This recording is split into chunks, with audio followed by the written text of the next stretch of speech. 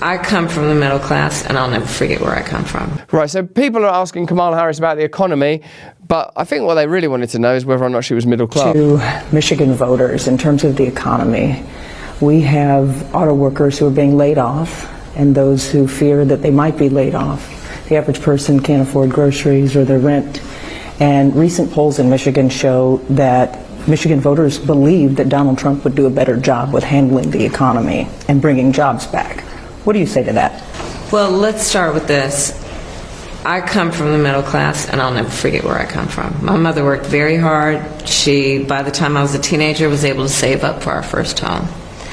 And I understand. What I reckon is the key problem of the Democratic Party is inauthenticity. When Kamala Harris is saying she's middle class, she might be middle class, but that's not a legitimate or helpful answer to the question, what are we going to do about rising prices, hyperinflation, and the potential economic collapse that could be wrought if indeed the BRICS deal goes ahead and some of the world's mightiest economies form new economic alliances. It's not enough to go, I was middle class, so I know what it's like to struggle.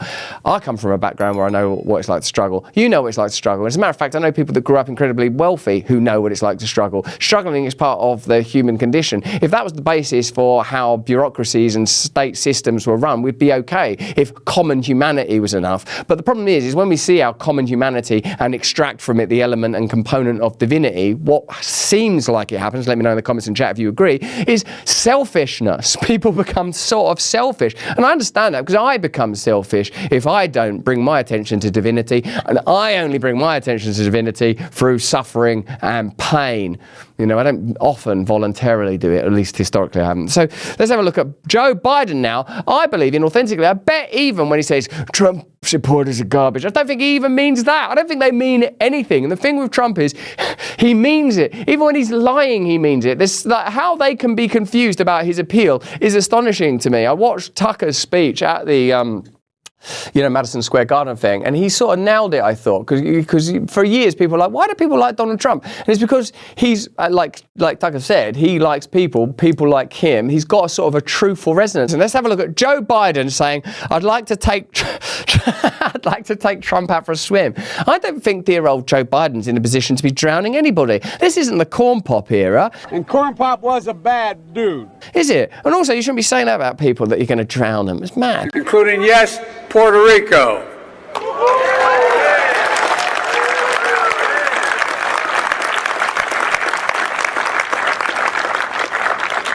I'd like to take that guy for a swim out there. Anyway. That's so weird. It's such a weird way to behave like that. So there's this emulation of cultural tropes that can't be conducted correctly. There was some analysis saying that Trump ought not be regarded as a political figure, but as a sort of crime figure. And that's obviously an analysis that's in the genre of the mob movie in your country continually. The point of the Godfather movies, or at least part of them, is it's about family, isn't it?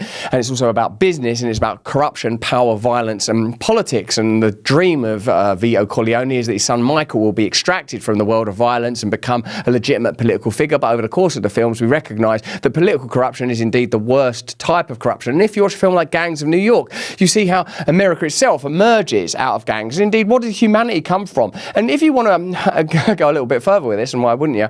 Eternity itself. What is eternity? Eternity is not a really long period of time. It is the quality of timelessness. And the quality of timelessness is something that can only be enjoyed by God or God-like beings. When I say godlike, I don't mean that in a narcissistic way. I mean the qualities and attributes that God enjoys, in particular, that ability to access eternity. Now, if you're going to do that, you've got to have values and principles that go beyond just trying to get stuff and control stuff while you're on Earth. That ain't easy. It's very easy to get hoovered into this madness. What you've got here in the case of the Democratic Party is people that are kind of enraptured by their own identity rather than divinity. And I can well understand it, because there are times in my life when I've been spellbound by my own identity, and it might happen again today. It happens all the time, as a matter of fact, but it's no basis for political systems. Individualism, materialism, rationalism will always crash. They will crash like the economy is crashing. A figure like Joe Biden, a career politician, he's not someone that, well, I suppose he is exactly the sort of person that should run a country. And it's only the very fact that he decayed live on the gig that meant that a new offering was granted to us, Kamala Harris. And now what you have is no authenticity, None. I suppose people like Bill Clinton could sustain it. They could keep the show going. They could keep the illusion afloat. But then Bill Clinton didn't have to deal with the internet age. Imagine if the Bill Clinton, Monica Lewinsky, Paula Jones stuff had happened during the internet age. People would have been like, he's not even with Hillary Clinton. Like, you know, people like, imagine the rumors, imagine the stuff you can read. Imagine if I say Michelle Obama now, what happens in the Rumble chat? You should be in the Rumble chat, by the way, if you're watching us on YouTube. Imagine if I say Nancy Pelosi and Paul Pelosi and that robbery. Imagine the stuff that's in the chat right now. People are operating on a different, and if I say Joe Biden, shower, diary, imagine what happens in the chat now. There's so much information accessible, they can't maintain centralized control. Their only hope is a type of authenticity. And no one's willing to engage in authenticity. They couldn't engage in authentically with the Bernie Sanders phenomena in 2015-16. They couldn't engage authentically with Robert Kennedy. They can't engage authentically with anything at the moment because they are a hollowed out vassal that operates in order, as we know now, to serve the interests of global corporatism. I don't mean that in any euphemistic way. I mean powerful corporate agencies, powerful global bureaucracies, and powerful individuals whose names we all know now because, again, precisely because of the way power is ordered. We know what Bill Gates is, we know what George Soros is, we know what all of these people are. And I'm not saying that there's no equivalent on the right. You know, people will ask questions about Peter Thiel, people will ask all sorts of stuff. Let's have a look at this. This is an advert that seems to imply that the only place that women are free is in the voting booth. Let me know, is that what's happening? Are we in The Handmaid's Tale? Your turn, honey. In the one place in America where women still have a right to choose. You can vote any way you want. And no one will ever know. Did you make the right choice? Sure did, honey. Remember, what happens in the booth stays in the booth. Vote Harris Walls. That's really bad. Like people are trapped in terrible marriages. Of course people are trapped in terrible marriages. What's going on with Kamala Harris and that Doug Emhoff and a nanny? Didn't some weird stuff happen in their relationship? What's going on in Joe Biden's marriage and Jill Biden's? That's not an exclusive political position. That's the kind of condemnation and insidious damnation and condemnation that causes them to say stuff like human garbage and basket of deplorables. And indeed, if we want to go a bit further, the idea that female power and the power of womanhood is confined to whether or not they're allowed to have abortions. Femininity is an extraordinary force that is beyond the individual and beyond nature, and perhaps is one of the atemporal powers that can be yielded to and wielded by human beings. Saying that, you know, like the female identity should be corralled around their ability to have abortions on one hand, then on the other hand, while simultaneously, mind you, saying that you can't define what a woman is on the basis of their biology, yet it is a biological act that is their supreme act of power, you know? So the supreme act of a powerful woman is their right to have an abortion. Don't compare that, though, to their right to have a vaccine or not have a vaccine. Bodily autonomy, that's a hypocritical issue as well, and there's no sort of clear unifying principle there. Or indeed, the idea that gender is simultaneously absolute and static, that there is a thing called a woman, and a woman is a thing that has to overcome the patriarchy above all else, and that patriarchy is mostly going to be in the form of there might as well have been a MAGA hat wearing husband. I'm talking about this commercial specifically and exclusively now. It's an oddly reductive, patronising and ridiculous view of men and of women and of politics and of culture and non-metropolitan communities, and it's precisely why they are in this mess. I would argue it all sort of unfurled for you within that. Femininity is a very powerful force, and masculinity, and indeed these are not separate forces. Separately they are irrelevant. Separately they cannot exist. Just in the most basic purview of relativism, they require one another dualistically in order to even be understood and in order to function when it comes to biology and procreation. The war against free speech is in full swing. We are the vanguard, bravely fighting back. Rumble's the home of this channel, Stay Free, and a leader in defending the fundamental human right of free speech. They've joined X to sue a cartel of advertisers and ad agencies who conspire to block ad revenue from going to the platforms. Recently, they've launched Rumble Premium. This, I think, is going to be a game changer for all of us.